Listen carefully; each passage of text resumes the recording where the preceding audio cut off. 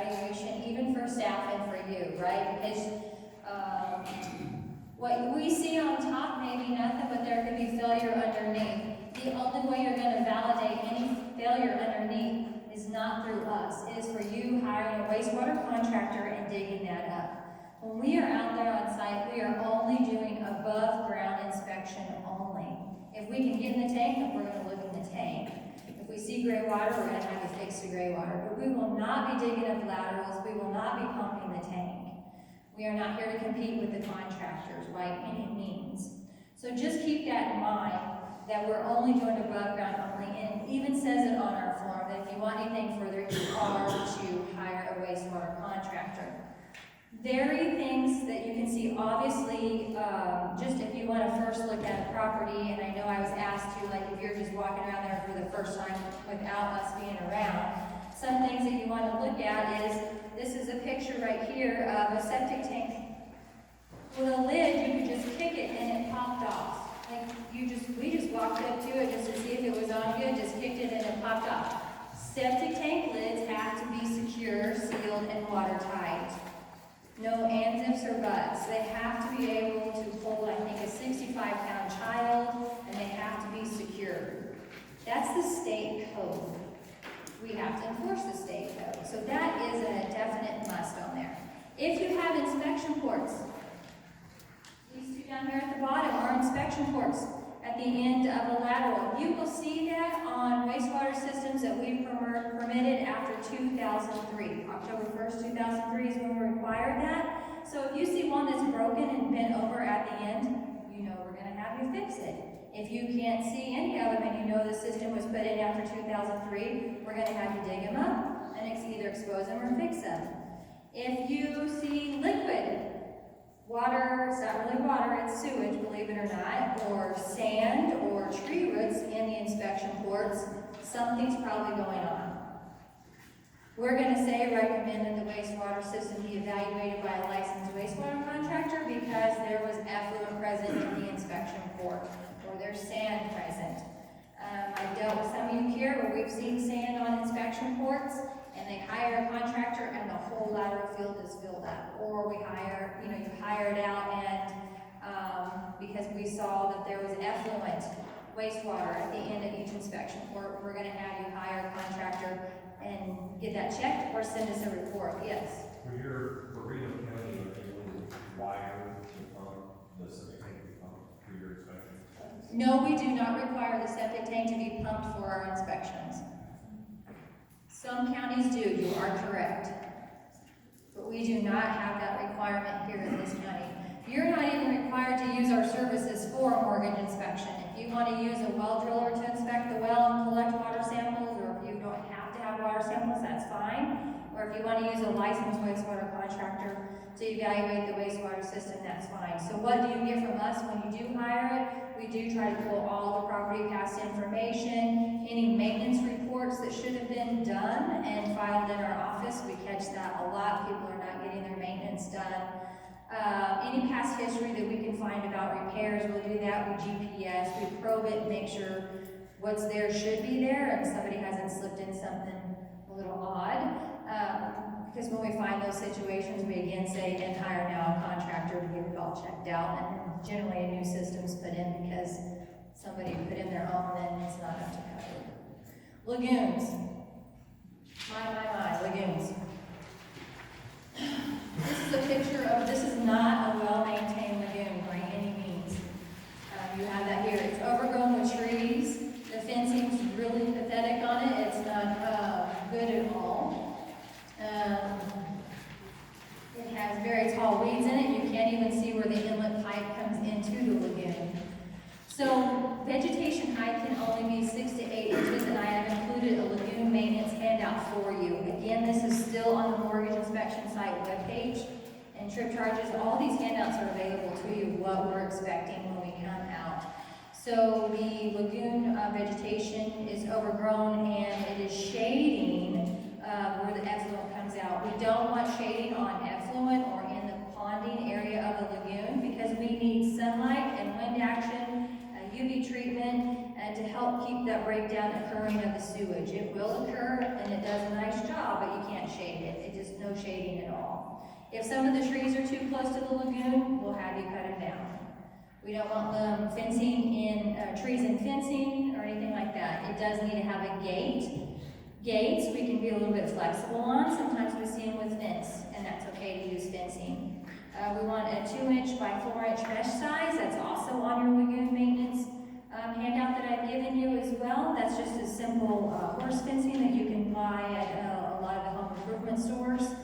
And it does need to be secure, and it needs to be touching the bottom. We don't want Sparky the Chihuahua entering the lagoon and then coming out and kissing on babies and things like that. And we don't want kids in the lagoons either, so.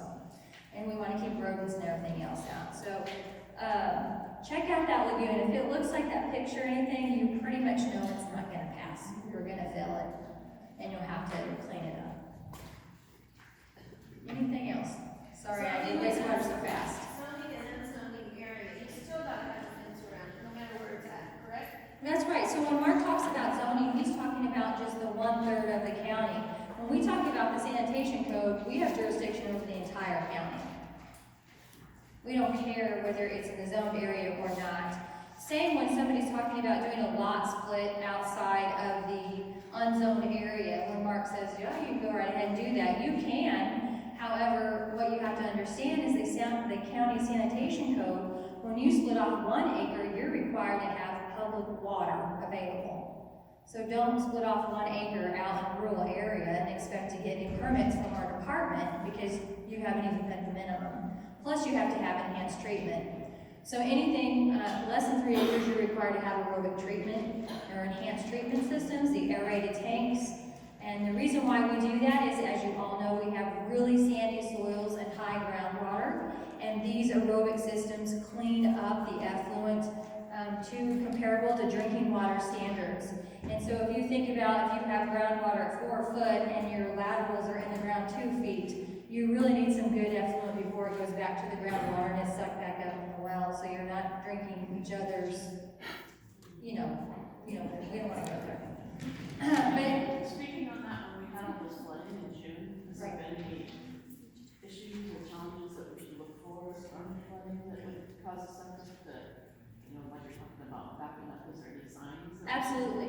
So right now with the soils being saturated, just from the recent rains that we've had, no wastewater system is going to be functioning very well. Some might be surfacing. It's very common for us to get calls and complaints that my system's not working right now. It's not going on right now. The ground's wet. Sorry about it. That's how it goes.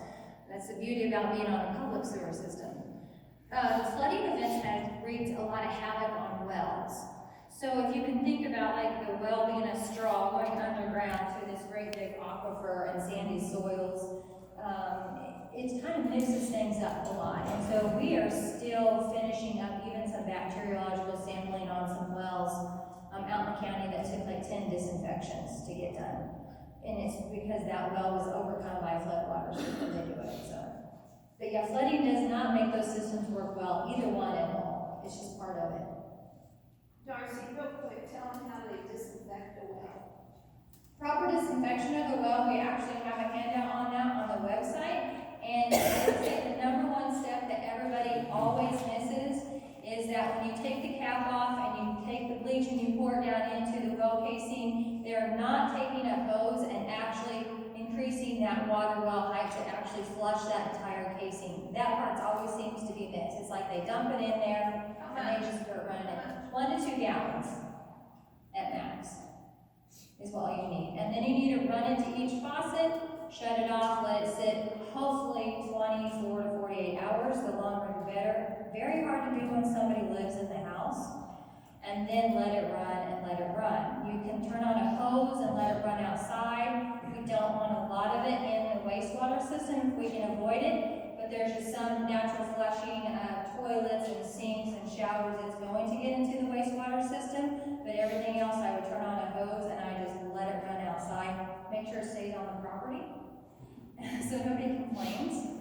And then once you don't smell chlorine, you can either come to our office and buy the little chlorine powder. It's like 25 cents to see if you still have a chlorine residue or not. And then if you don't, you can call back out for resampling, but that's when you need to resample, it is after it's been disinfected. And any well work you should be having a disinfection occur. Yes. Sorry. Okay. I was just gonna ask if you could elaborate on the distances between well and septic and property line. Yes. For new permitting or existing? Existing, but I was curious about. Okay, so existing wastewater systems, it's gonna vary when it was put in. The state standard, the minimum is 50 feet. The county is 100 foot for new construction, just so we can get that good separation due to the sandy soil. So older stuff, you're gonna see at 50 feet. I have been on some inspections where there's about a 25, and things get a little sketchy, and we really don't like that. New construction, the wastewater system as far as lateral and wastewater would be 50 feet from property lines. A lagoon would be 100 foot from property lines and from the well and from the house. So when you're developing a rural property and they only want to get 3 acres, please keep this in mind. I don't care and my staff doesn't care and the code doesn't care if your lagoon is sitting in the middle of your property. Like, we don't. I mean, we just care that it meets the 100 foot setback. So I would encourage you to get more than 3 acres, especially if you're thinking about doing a lagoon. Then we look at floodplain and everything else with Mark and more layers to look at. And so a well could be 25 feet from property lines and 100 foot from any pollution source. And we do permitting for private domestic wells. We do not do permitting for livestock wells. We will do garden wells, so we do the permits on those. Is that it? I will be